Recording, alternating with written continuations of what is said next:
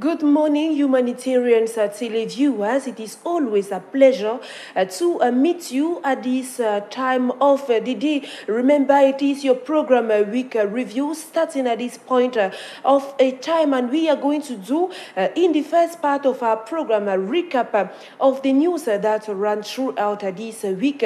And next, we are going to receive our guest here in our studio, who is no other person than Mr. Enes Akufa. He is a peace actor, he is a political analyst. He is going to be here with us. Next on the list, Vanessa Balogok is going to join us for her rubric entitled The Chronic. And the last but not the least, we shall have the segment entitled No Comment. Remain comfortably seated. We shall be right back just after this pause.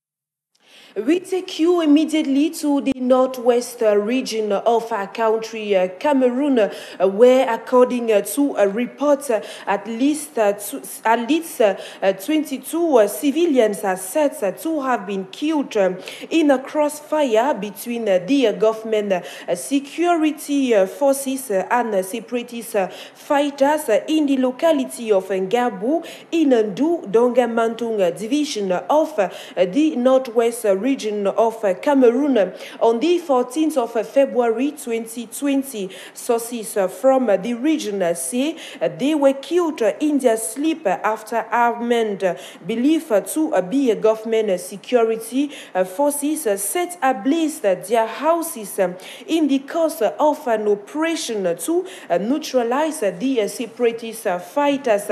Others have advanced that the civilians were following bloody confrontations between armed separatists and forces of law and order in this region. We note that the incident is one among many people in the restive northwest region of Cameroon in the course of this Anglophone crisis rocking the northwest and southwest regions of Cameroon for the past 3 years.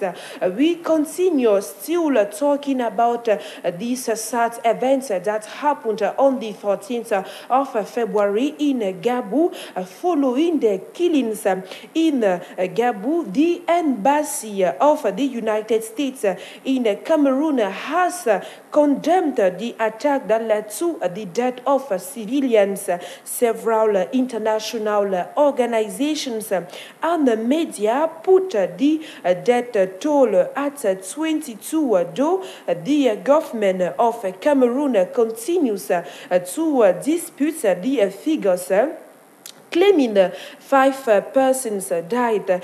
This has forced opinion leaders and international organizations to call for an independent panel to investigate the real cause of the incident and bring the perpetrators to book. In religion right now, the Diocese of Kumba set aside Friday, February 21st as a day of prayer and mourning for the victims of the GARBUH incident that took place last week.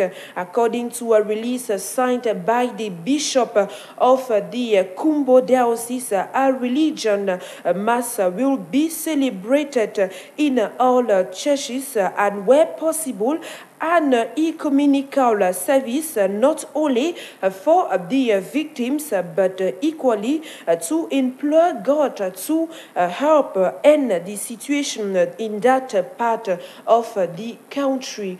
Away right now from these sad events that occurred on the 14th of February in the northwest region of our country, to talk health to people suspected of having contracted the deadly coronavirus disease in Cameroon have been tested negative. In a release issued on Wednesday, the Public Health Minister, Dr. Malachi Manauda, says the 2 people were tested negative after they were isolated at the Yaoundé Central Hospital, and their status checked. The minister took this opportunity to reiterate his calls to the population to be more vigilant and observe hygiene rules as recommended. Besides that, he urged Cameroonians traveling abroad, especially into countries affected by the virus, to identify themselves to competent health authorities for monitoring. Onto this human interest story on the coronavirus, the head of state, Paul Biya, has ordered the disbursement of 50 billion francs CFA as a preliminary measure to provide assistance to Cameroonian citizens trapped in the coronavirus hit in China. It's close to a month now that some distressed Cameroonians residing in China, precisely in the quarantine city of Wuhan, wrote to the President of the Republic, Paul Biya, begging him for assistance in the face of a disease that continues to make victims. The letter has finally reacted, we can say, in a release signed this Thursday afternoon by the Minister of Finance to urgently make available the sum of 50 billion francs CFA to enable Cameroonian embassy in Beijing to provide assistance to Cameroonian citizens. A census conducted by the Cameroonian embassy in Beijing reportedly revealed that close to 300 Cameroonians are living in the Chinese province since its outbreak in China in ending December 2019. The virus has spread to many European countries and altogether claimed as of today almost 2,000 lives. On to this International Day, this Friday, February 21st, has been celebrated as the International Day of the Mother Tongue. It is a worldwide annual observance created in order to promote multilingualism, first announced by the UNESCO on the 17th of November 1999. It was formally recognized by the United Nations General Assembly with the adoption of UN resolutions. Equally, this day is set aside to promote the preservation and protection of all languages used by peoples of the world. The idea to celebrate this day came from Bangladesh. Each year, Cameroon joins the entire communities to celebrate this very important day across its activities. Right now, we shall move on to sport, but let's have this transition.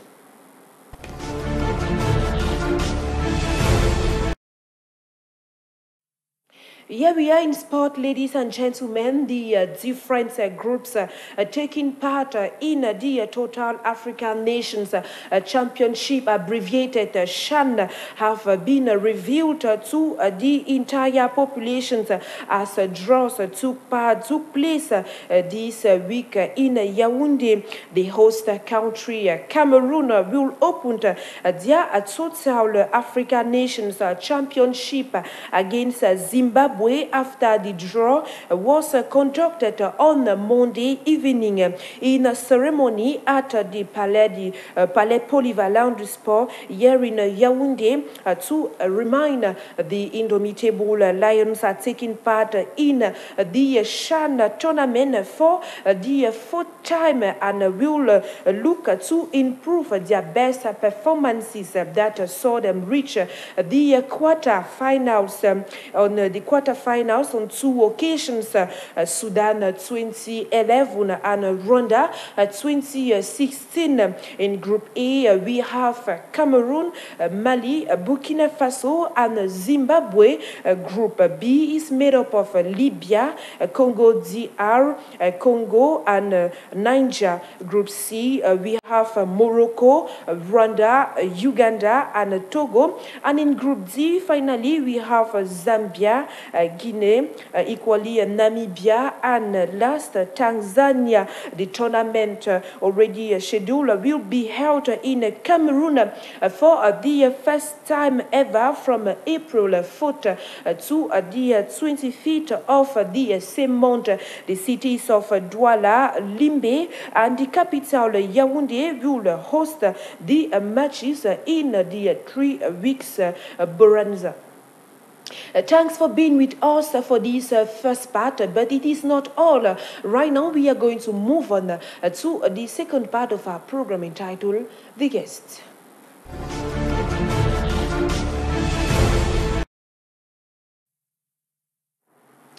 Ladies and gentlemen, as we announce for this edition, our guest is no other person than Mr. Enes Akufo, who is a politician. He is equally a peace actor. He is here with me today. Good morning. Good morning, Imelda. And Happy New Year. Same to you. It's a pleasure meeting you since the year began. We've not been able to meet, but I just think that the new year gets right to the 31st of December.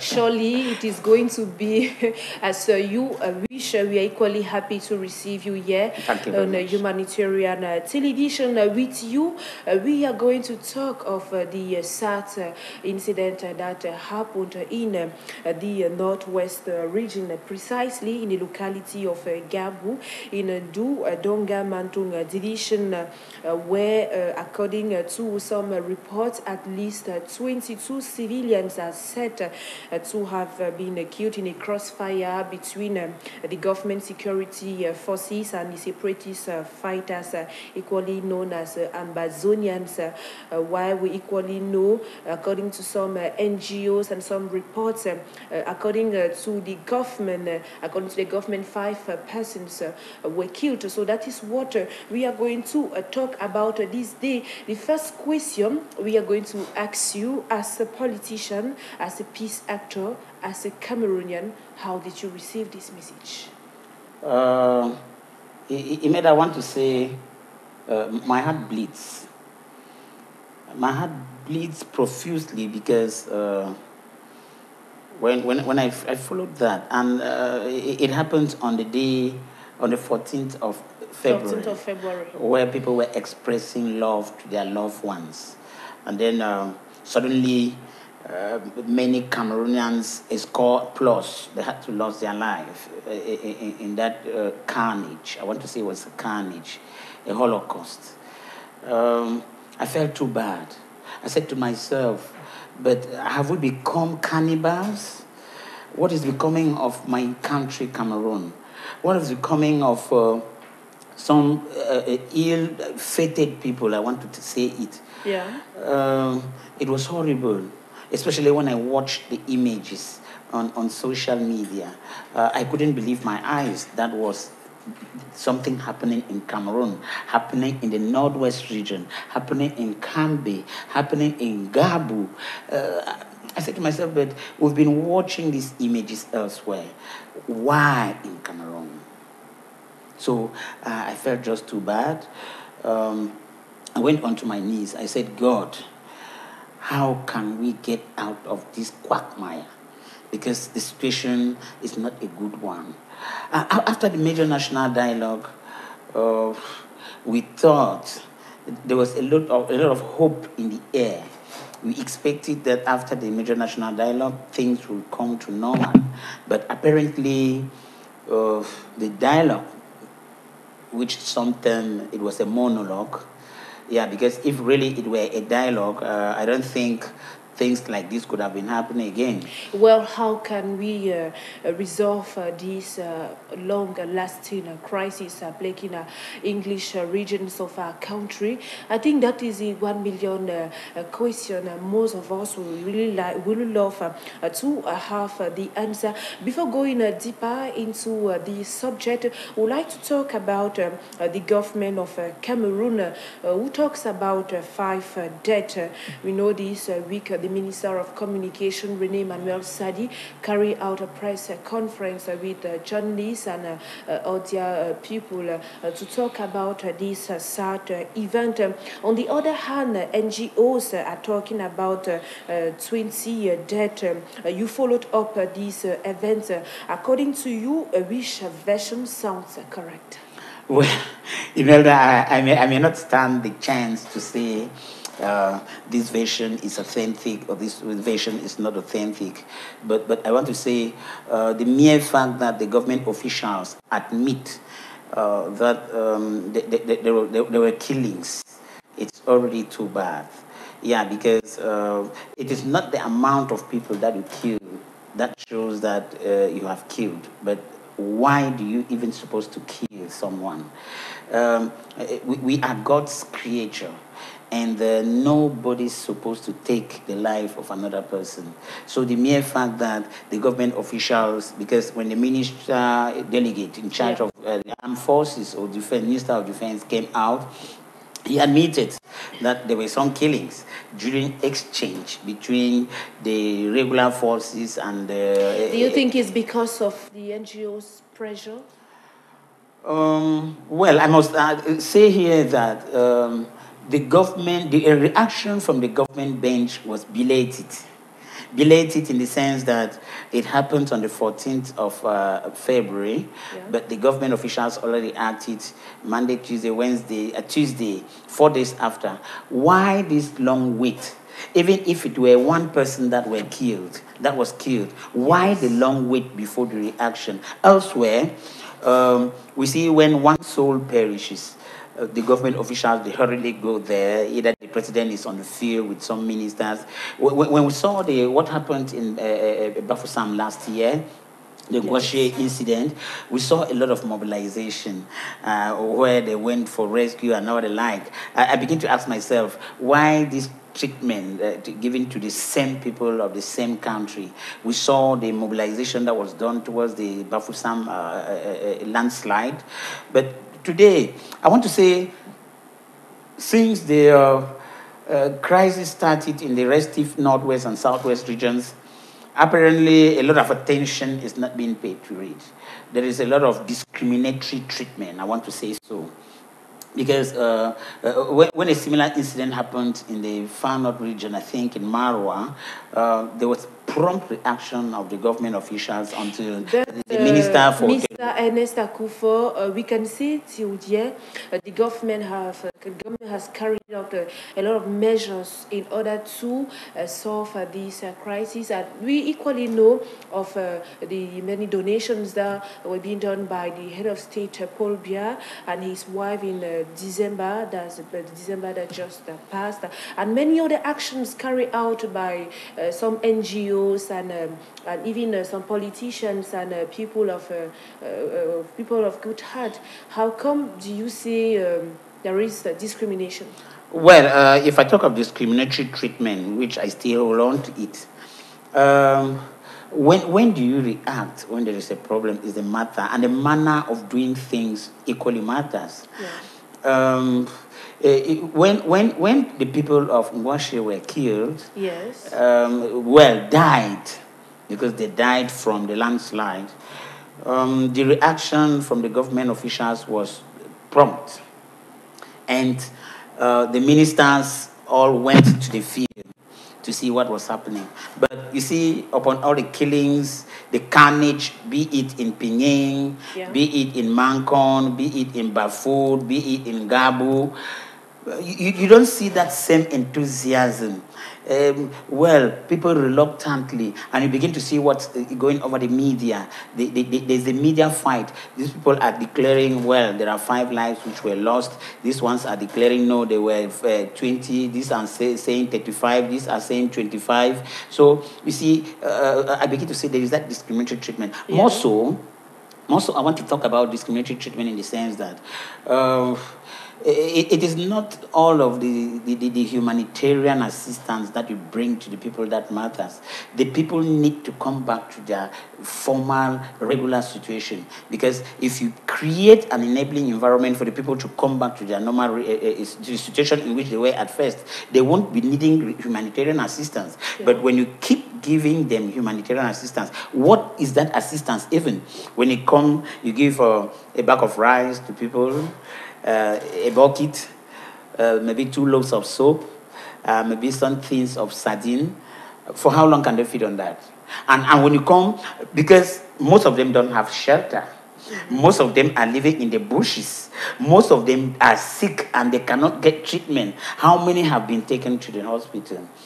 Those are some of these. That's why I talk of discriminatory treatment. And then the ones which are fled to other regions, what is being done in that direction? It is private individuals that are, and some churches and some philanthropists who are trying to see into that they come to their assistance. What is the government doing vis-a-vis those who have displaced themselves either from the northwest region or from the southwest region and are living in the other regions? At least government could have said, okay, we know, maybe first of all do a census and say, okay, how many people have moved from the northwest region to other regions? How many have moved from the southwest region to other regions? And then when you must have done that census, you now go out distributing the humanitarian assistance. But now, every now and then, you say, okay, you're distributing assistance. Well, it's not bad per se. So you're not in accordance with the move taken by the government? It is not bad per se. Humanitarian assistance are often and always called for when people are in the current situation in which they find themselves. But is it commensurate? Is the $1 million question. Yes, commensurate means, I've said the people are in the bushes. Do you go towards them in the bushes to see that their living conditions? The girls who are there and women who are there do not have sanitary pads. The people are living in abject poverty. Yes.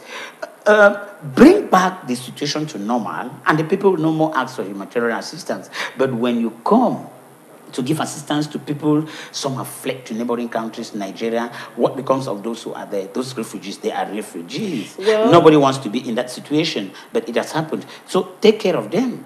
If you say the government of Cameroon is not doing enough to help the people of these regions, at least during this sad accident or incident rather that happened, we saw politicians, we saw religious leaders, we saw cultural men and women, and even the population's peace actors, they were not left untouched with this sad event.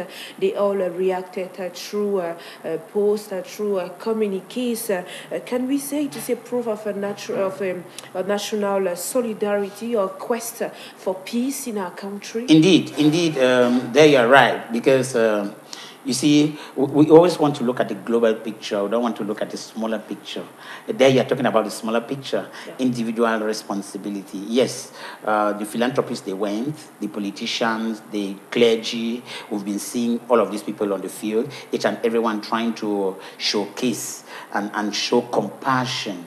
That's the smaller picture, yes. Okay? But now, when you go to look at the bigger picture, which is always the mirror, the bigger picture is a mirror. And what is that mirror? The government officials. When the humanitarian aid assistance is sent there, I want to say it is not commensurate. The people don't need rice. They don't need soap. They don't need cooking oil. They need peace. They don't live in their houses. They need to be given, they need to be built different houses. They want different houses to be built for them. They need to come out of the bushes, create the enabling environment, and then the people come out of the bushes and live there, and they can work for themselves and not ask for assistance, because after 3 months or 2 months, you bring a bag of rice, you bring some cubes of soap, you bring some cooking oil, and then or maybe at times some beddings.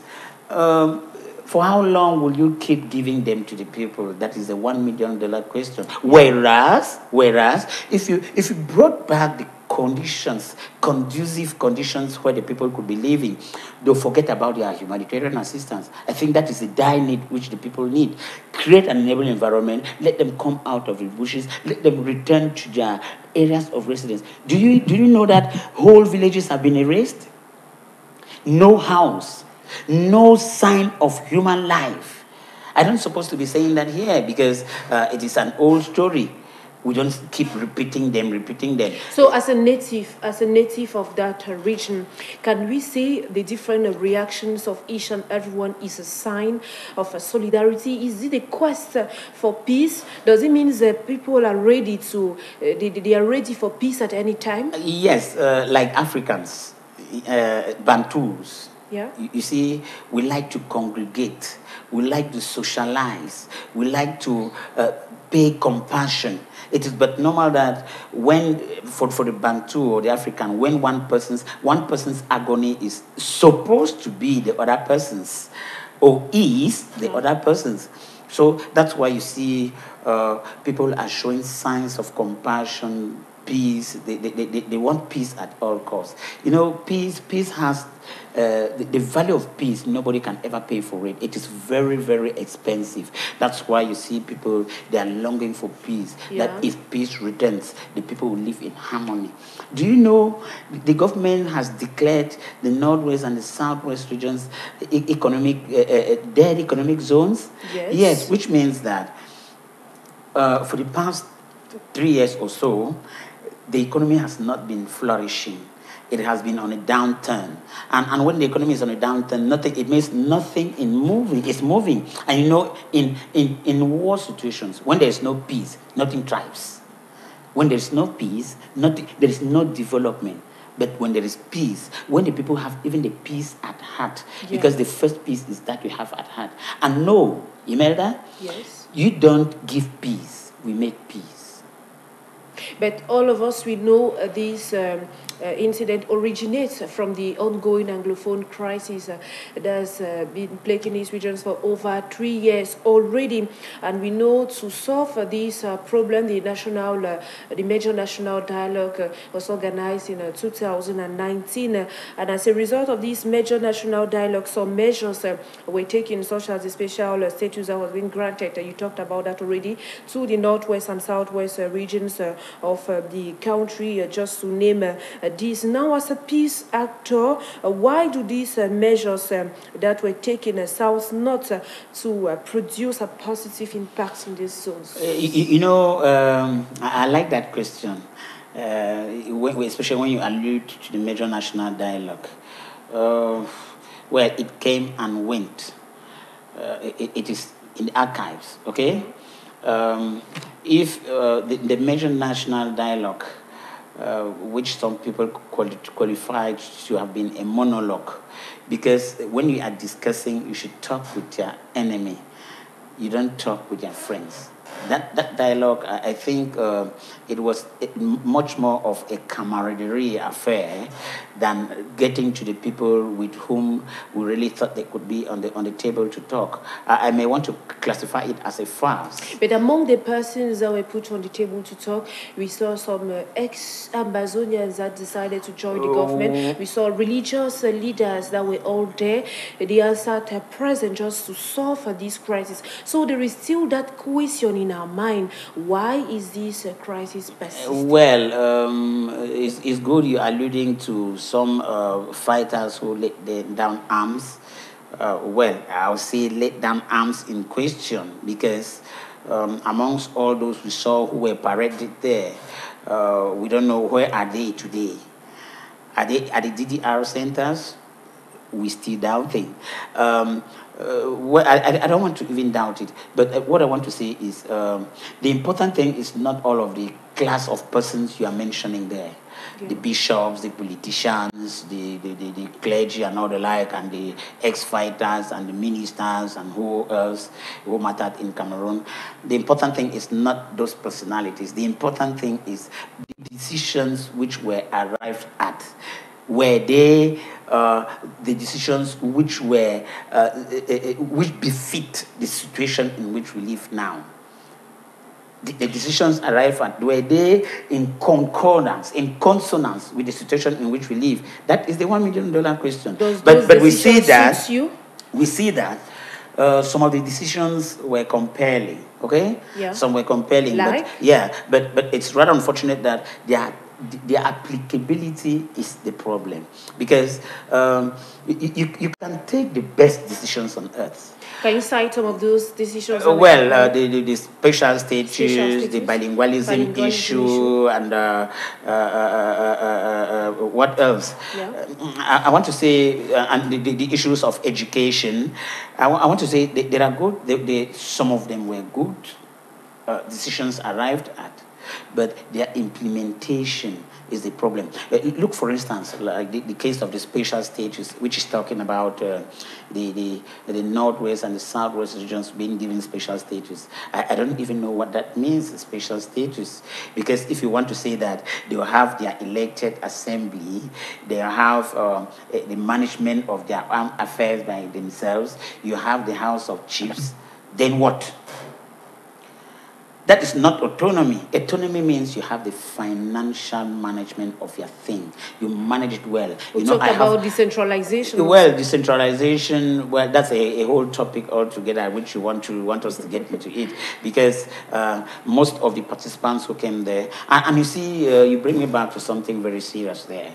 When you call a meeting of that caliber, and then you hold an agenda, and tell the people nothing can be added to that agenda. But it's very unfortunate that things were forced into the agenda, because they were said the form of the state was not going to be looked into.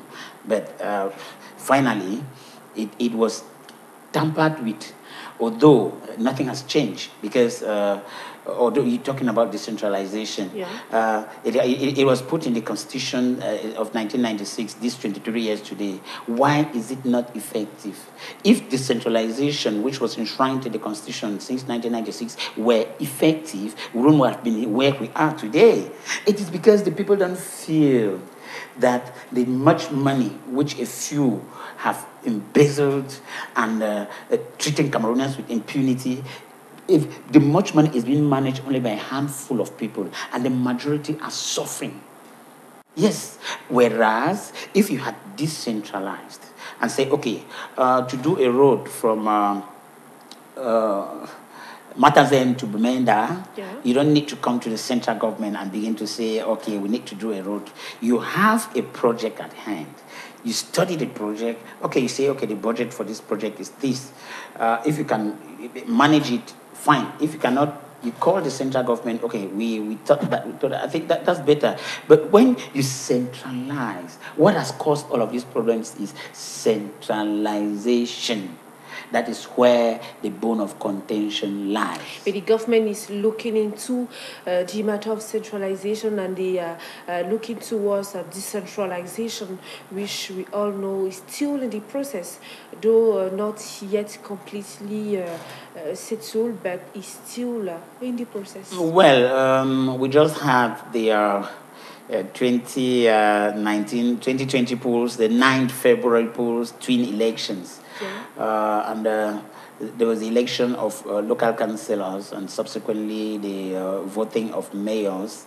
We just but hope that some powers, centralized powers, will be devolved and sent to the mayors, because the mayors will par excellence being the one who will be nearer to the people, and they will know the plight of the people, they will know the needs of the people. But if we want to really see that decentralization is effective, we must begin to see from the mayors who will be elected you give the powers to the mayor, you keep the government appointed officials aside, and you let the people who were elected, let them work and show to the people that they know what the needs of the people are. But if you have to take a divisional officer, a senior divisional officer, a governor, who will come to lord over an elected mayor, I think things will not go well, because there will be a lot of bottlenecks.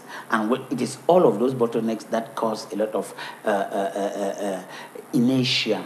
Because when the file will get from the divisional officer, you will get to the senior divisional officer, you will get to the governor, approval before they come for execution. It doesn't work that way. Whereas if the mayor could sit in a council session, and then together with some of the councillors or the councillors, they decide and vote and say, okay, we are going to execute this project. I think it will be better. But when it has to go through all of these processes, it doesn't all go well. Well, before then, we're talking about how effective was the major national dialogue that took place in 2019. Let's get back to the question of the special status that you were talking about. So how, according to you, why does the major national dialogue not seem effective? Well, why it is not effective, I want to, if you don't mind, I want to say it was a smoke screen. A smoke screen means the government officials or those who were to arrive at the decisions there, because they only make proposals to the convener, who was the president of the republic. And when they make the proposals, he could decide otherwise. When a special session of the National Assembly was convened, I thought there was to be a lot of debate there, talking about the resolutions of the national dialogue, or maybe making more concrete definitions on the special status. So that's why I see the major national dialogue not getting to the satisfaction of the people, because first of all, some of the decisions that were arrived at there. Yes. First of all, ask yourself, why was it convened? It was convened to solve the correct, to solve the problems in the restive northwest and southwest regions. Yeah. But since the major national dialogue ended on the 5th of October 2019, yes, rather there have been a lot of assaults, a lot of rampage, a lot of killings in the northwest and southwest regions. You begin to ask yourself, was there any reason for the fabulous sums of monies that were used there to be used? Yeah, you pose yourself that question, because since the dialogue ended on the 5th of October, the situation seems to have taken a different turn. But nevertheless, we're just praying for things to come to normal. Well, what happened, the sad incident that happened in GARBUH is just one among the many other cases that are happening in the northwest and southwest regions of our country. We saw the killings there in GARBUH, and we saw the killing of IF4 and many other persons. Would like to know, as a peace actor, how can we get out of this situation? How can we return to peace? Because we are tired of war and we want peace. Yes, Imeda, I like that. Peace, justice is a requisite for peace. Yes. When there is not justice, there can never be peace. Because there is this common saying that justice delayed is justice denied. For the situation in the northwest and southwest regions to be arrested, one, there must be a ceasefire. A ceasefire doesn't necessarily mean that you take away the army. Mm-hmm. Formerly, the army were in the two regions, right? Yes. Well, I don't understand. People think that the ceasefire means you take out the army. No. Ceasefire means you send back the army to the barracks. Because presently, I would say the two English-speaking regions are living in a state of siege. in a state of how can I put it, emergency. People live in perpetual fear. So if there is ceasefire, if you send back the army to the barracks, if you talk genuine talk, not paper talk. I sit, I chat with you, I tell you, okay, I know. You know, when the president went to the summit in Paris, he did declare, yes, the Anglophones, they had a problem. Their culture, their language, and he's been trying to assimilate them. If all of this is laid to rest, I think the people will, the peace will come on, because you can't declare that the people, they have their identity, their language is there, their legal system is there, their education system is there. Give them the opportunity to apply all of these things. I think we'll come back to peace. And the ombudsmen, which are serving like a link between the government officials and the protesters, they need to be honest. They need to be faithful. So they need to be honest, yes, and they and need faithful. to be faithful. Yeah, because they don't report the facts back to the person who sent them there. If they were reporting, we wouldn't have been in the situation in which we are now. We get your point. Known as a native of the Northwest region, if I'm not wrong. I am. I'm proud to be. Well, we permit you to send out word to these victims of GARBUH. Well, it's with a heavy heart that I say it, Imelda. I want to call my brothers in GARBUH, in Donga Mountain Division, Northwest region. My dear brothers and sisters, I feel the pinch. I feel the pain. Because when I watched at those pictures with people roasted like goat meat ready to be eaten, I said to myself, God, are you a living God? I felt bad. But I just want to tell you, take heart. Take heart and be prayerful. I know it's not easy. It is not easy, but it has happened. We all need to be prayerful and pray and pray and pray. But you may not know, when you pray without having, nothing results there. And so we praying, we keep looking for avenues which could bring the situation to normal, because it is long overdue. The senseless war is long overdue. Thank you very much, Mr. Nestaku, for coming. For those who are just joining us, we're talking about the sad event that occurred in GARBUH on the 14th of February 2020, a day some were celebrating love, some were equally dying, and some were crying. That's what we're talking. That is what we're talking today with peace actor, politician, analyst, who is still here with me. Thanks for coming. It was my pleasure, and may I seize the opportunity to say today is my birthday. It's a pride for me that I'm celebrating my birthday on the 22nd of February 2020. Happy birthday to you, Mr. Thank you very much. Thank you very much, Imelda. Long life and so many blessings. Thank you. Thank you. Well, now let's move on to the other rubric of our program, which is entitled the Chronic. And for the Chronic, we are going to talk of the International Day of Social Justice. And who says social justice says equality? Let's watch. The World Day of Social Justice is observed every 20th February to promote gender equality, indigenous people and migrants' rights. This day also focuses on achieving the goal of full employment and social integration. The idea of celebrating this day emerged during the World Summit for Social Development, which was held in Copenhagen, Denmark in 1995, and resulted in the Copenhagen Declaration and Program of Action. At this summit, more than 100 political leaders pledged to fight against poverty and promote full employment, as well as to promote a safe and just society. They also agreed on the need to put people at the center of developmental plans. This is a day to raise voice against social injustice and to remove barriers regarding gender, race, inequality, religious discrimination, just to name those. It also highlights the social injustice done throughout the world and looks into the solutions and improvements. We cannot ignore the fact that social injustice is an important principle for a peaceful and prosperous coexistence within and amongst nations.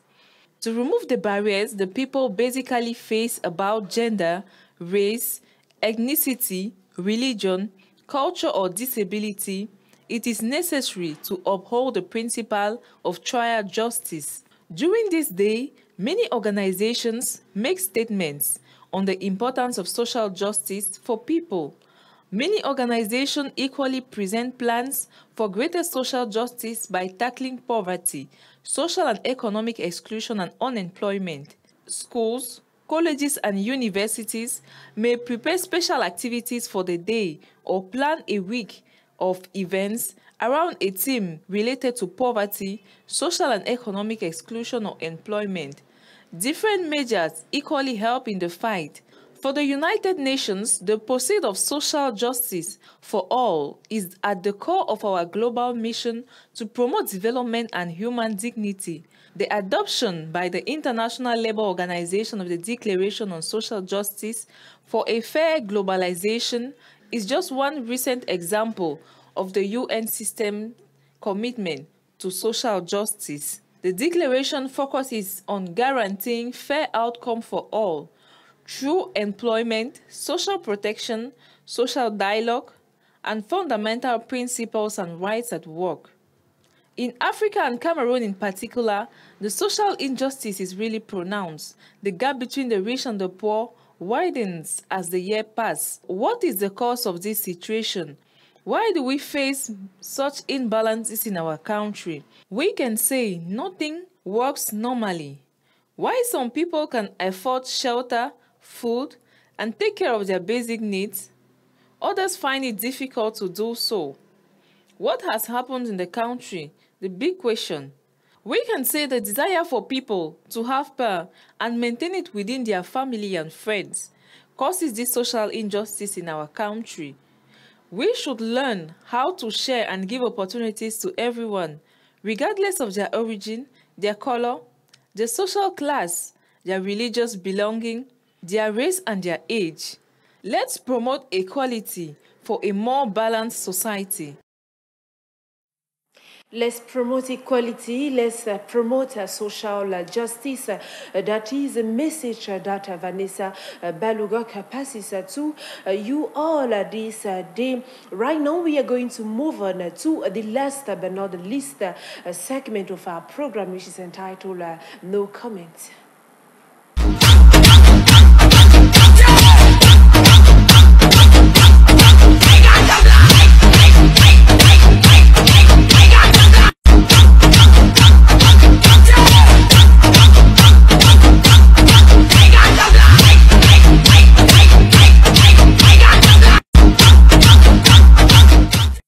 Hope it made you smile as we did here in the studio of humanitarian television. We have come to the end of your favorite program entitled Week Review. Remember, we just did a recap of the news that ran throughout this week. We equally received a guest who talked of the sad incident that happened in GARBUH and equally put an accent on how to bring back peace in these restive regions of our country, Cameroon.